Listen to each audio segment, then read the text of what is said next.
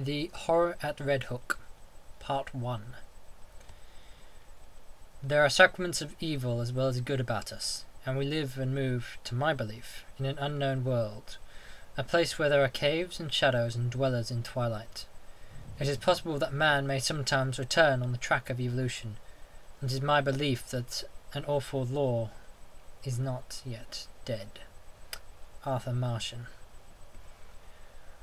Not many weeks ago, on a street corner in the village of Pascoag, Rhode Island, a tall, heavily built and wholesome-looking pedestrian furnished much speculation by a singular lapse of behaviour.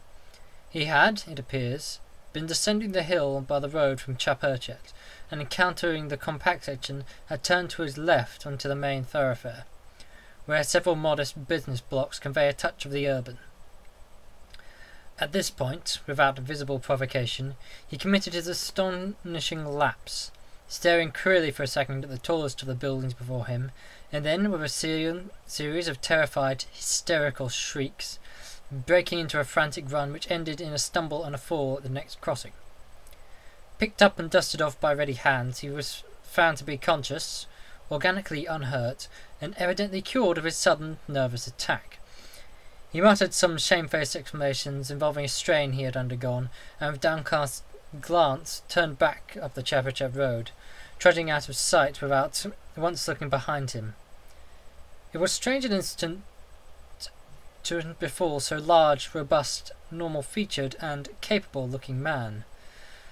And the strangeness was not lessened by the remarks of a bystander who had recognised him as a boarder of a well-known dairyman on the outskirts of Chapurchet.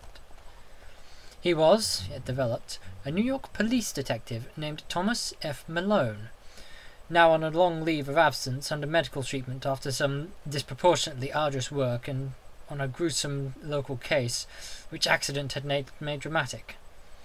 There had been a collapse of several old brick buildings during a raid in which he had shared, and something about the wholesale loss of life, both prisoners and his companions, had peculiarly appalled him. As a result, he had acquired an acute and anomalous horror of any buildings even remotely suggesting the ones which had fallen in, so that in the end mental specialists forbade him the sight of such things for an indefinite period. A police surgeon with relatives in Chapurchet had put forward that quaint hamlet of wooden colonial houses as an ideal spot for the psychological convalescence, and thither the sufferer had gone, promising never to venture among the brick-lined streets of larger villages, until duly advised by the wound socket specialists with whom he had been put in touch.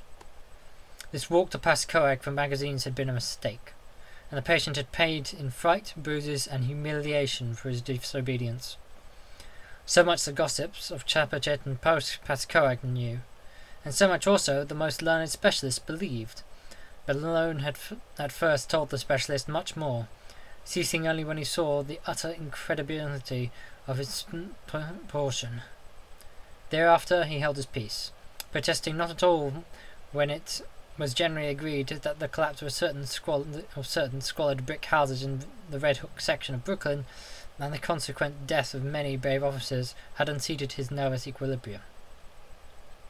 He had worked too hard, all said, in trying to clean up the nests of disorder and violence. Certain features were shocking enough, in all conscience, and the unexpected tragedy was the last straw.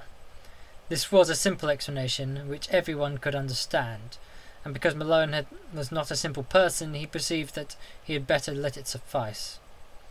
To hint to unimaginative people of a horror beyond all human conception, a horror of houses and blocks and cities leprous and cancerous with evil dragged from elder worlds, would be merely to invite a padded cell instead of a restful rustification, and Malone was a man of sense despite his mysticism. He had the Celt's far vision and of weird and hidden things, but logistician's quick eye for the outwardly unconvincing, amalgam which had led him far afield in the 42 years of his life, and set him in strange places for a Dublin University man born in a Gregorian villa near Phoenix Park. And now, as he reviewed the things he had seen and felt and apprehended, Malone was content to keep unshared the secret of what could reduce a dauntless fighter to a quivering neurotic, What could make old brick slums a sea of darkness, shuttle faces a thing of nightmare, and eldritch portent? It would not be the first time his sensations had been forced to bide uninterrupted, for was not his very act of plunging into a polyglot abyss of New York's underworld a freak beyond sensible explanation? What could he tell the Prozac of the antique witcheries and gruesome marvels discernible to sensitive eyes amidst the poisoned cauldron where all the very dregs of unwholesome ages mix their venom and perpetuate their obscene terrors? He had seen the hellish green flame of secret wonder in this blatant, evasive welter of outward greed and inward blasphemy, and had smiled gently when all the New Yorkers he knew scoffed at his experiment in police work. They had been very witty and cynical, deriding his fantastic pursuit of unknowable mysteries, and assuring him that these days New York held nothing but cheapness and vulgarity. One of them had wagered him a heavy sum that he could not, despite many poignant things to his credit in the Dublin Review, even write a truly interesting story of New York lowlife.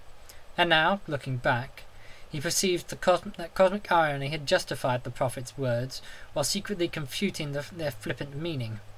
The horror, as glimpsed at last, could not make a story, for like the book cited by Poe's German